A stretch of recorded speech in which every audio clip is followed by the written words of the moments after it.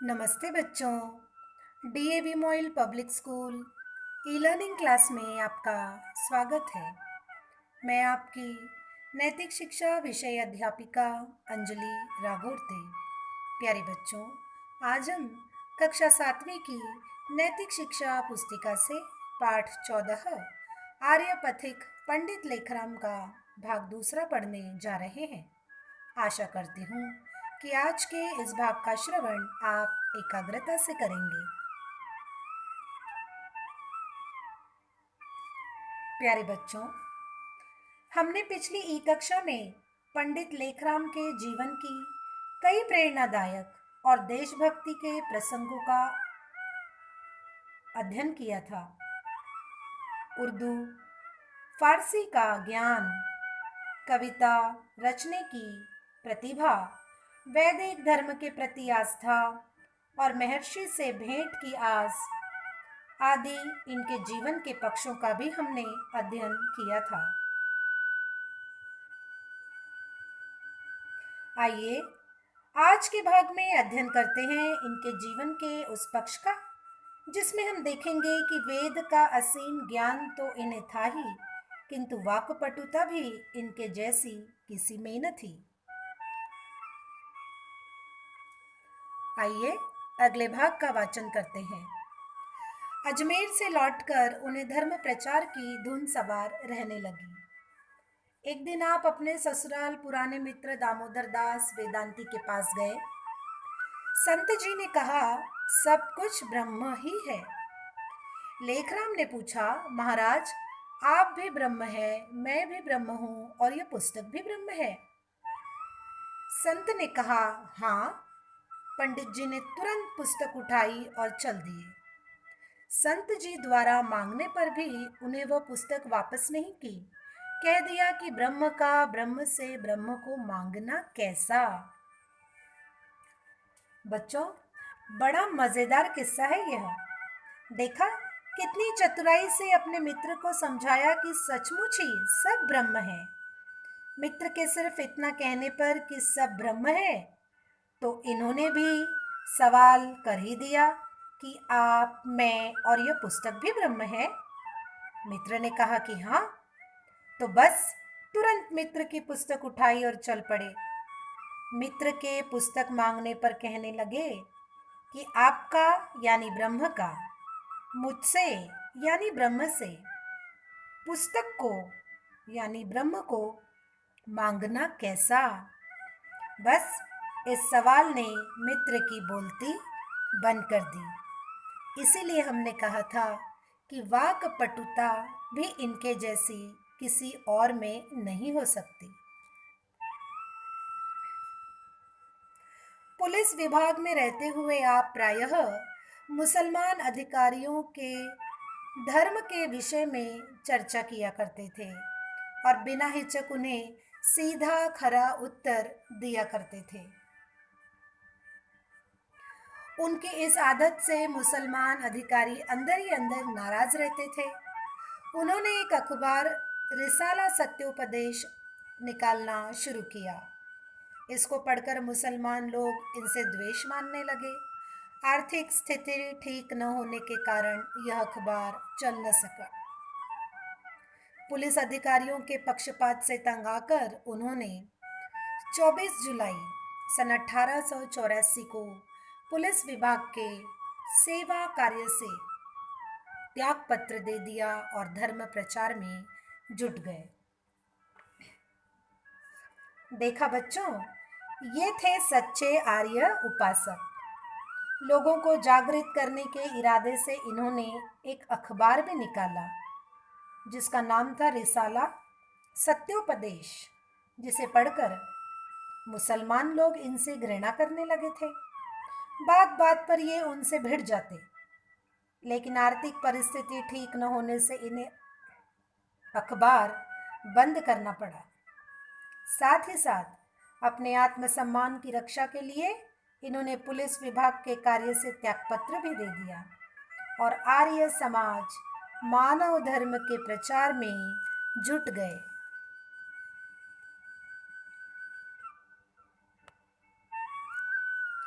मुसलमानों से शास्त्रार्थ करने में आपको काफ़ी आनंद आता था। मुसलमानों के मत का खंडन करने वाली कई पुस्तकें आपने लिखी, जिनमें इस्लाम मत पर तीखे आक्रमण किए गए थे। आर्य गजट अखबार के द्वारा आपने ईसाई, मुसलमान तथा अन्य पंथों के अनुयायियों के दिलों को हिलाकर रख दिया। 35 वर्ष की उम्र में पंडित जी ने गृहस्थ आश्रम में प्रवेश किया। उनकी पत्नी लक्ष्मी देवी सच्ची गृहिणी थी। पंडित लेखराम ने मुसलमानों के मतों के खंडन के लिए कई किताबें तो लिखी ही, परंतु इनका अखबार जो उन दिनों काफ़ी प्रसिद्ध था, आर्य गजट, इसके माध्यम से मुसलमान और अन्य पंथियों को भी इन्होंने अपना लोहा मनवा लिया था। मात्र 35 वर्ष की उम्र में ये लक्ष्मी देवी से विवाह के सूत्र में भी बंध गए थे। खतरा चारों ओर मंडरा रहा था, फिर भी महर्षि दयानंद के स्वप्न को साकार करने के लिए इन्होंने अपने प्राणों की तक बाजी लगा दी।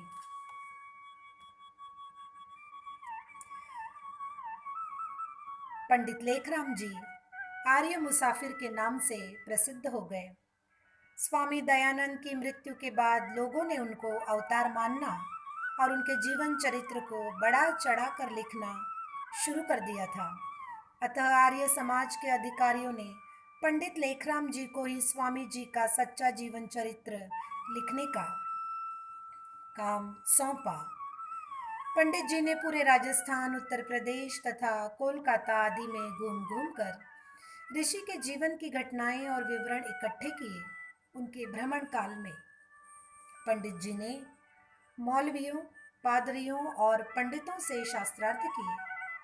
मिर्ज़ापुर और काशी में तो पंडित जी को प्राणों का भी खतरा पैदा हो गया था। पंडित जी की योग्यता तथा प्रवचनों से प्रभावित होकर कई मुसलमानों ने वैदिक धर्म स्वीकार कर लिया।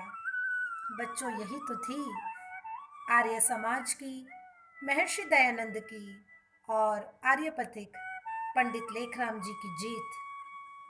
क्योंकि बहुत बड़ी बात है कि मुसलमानों ने भी वैदिक धर्म स्वीकारना प्रारंभ कर लिया था। स्वामी जी के विषय में सामग्री इकट्ठी करने में पंडित जी को राजस्थान में अधिक घूमना पड़ा। अजमेर, जोधपुर और बीकानेर आदि स्थानों पर जाकर धर्म प्रचार के साथ ऋषि संबंधी सामग्री भी आप इकट्ठे करते रहे। यहाँ एक बहुत महत्वपूर्ण है कि आर्य समाज के अधिकारियों ने महर्षि दयानंद की जीवनी लिखने का कार्य पंडित लेखराम को सौंप दिया था। इस महान उद्देश्य को पूरा करने के लिए वे राजस्थान, उत्तर प्रदेश, कोलकाता, अजमेर, जोधपुर, बीकानेर आदि स्थानों पर घूमे। वहाँ ऋषि का प्रचार भी किया और उनसे संबंधित जानकारियां भी हासिल की। इसी कारण ये आर्य मुसाफिर के रूप में विख्यात हुए। कई बार तो पंडितों, मौलवियों और पादरियों के साथ शास्त्रार्थ भी करने पड़ते। प्राणों का खतरा भी रहता, परंतु फिर भी बिना डरे ये अपना पवित्र कार्य करते रहे। पंडित लेखराम का अध्ययन बहुत अधिक था। धर्म प्रचार और शास्त्रार्थ से जो समय बचता था, उसमें भी स्वाध्याय और लिखने का कार्य ही किया करते थे। उनकी कलम में जादू का सा प्रभाव था। उन्होंने आर्य गजट, सद्धर्म प्रचारक आदि अनेक समाचार पत्र निकाले। उन्होंने लगभग 33 छोटी बड़ी पुस्तकें लिखी। ऋषि दयानंद के जीवन चरित्र को भी वे अधूरा ही छोड़ गए। उनका प्रसिद्ध ग्रंथ कुल्लियत मुसाफिर है, जो अब हिंदी में 2 भागों में छप गया है। जिहाद, तहजीब, बुराहीन अहमदिया, नुस्खा खप्त अहमदिया आदि ग्रंथ आपने मुसलमानों की कुछ मान्यताओं का खंडन करते हुए लिखे। जिसके कारण उन पर कई बार मुकदमे भी चलाए गए। पंडित का नारा था, आर्य समाज द्वारा लेखन का काम कभी बंद नहीं होना चाहिए। बच्चों, इस लाइन पर आप गौर कीजिएगा। ये पंडित जी का नारा था। चाहे कुछ भी हो जाए, चाहे मौत क्यों ना आ जाए, शरीर से प्राण क्यों ना निकल जाए, लेकिन आर्य समाज द्वारा लेखन का काम कभी बंद नहीं होना चाहिए। प्यारे बच्चों, इतने प्रतिभावान व्यक्ति ऋषि दयानंद का जीवन चरित्र भी पूर्ण न कर सके।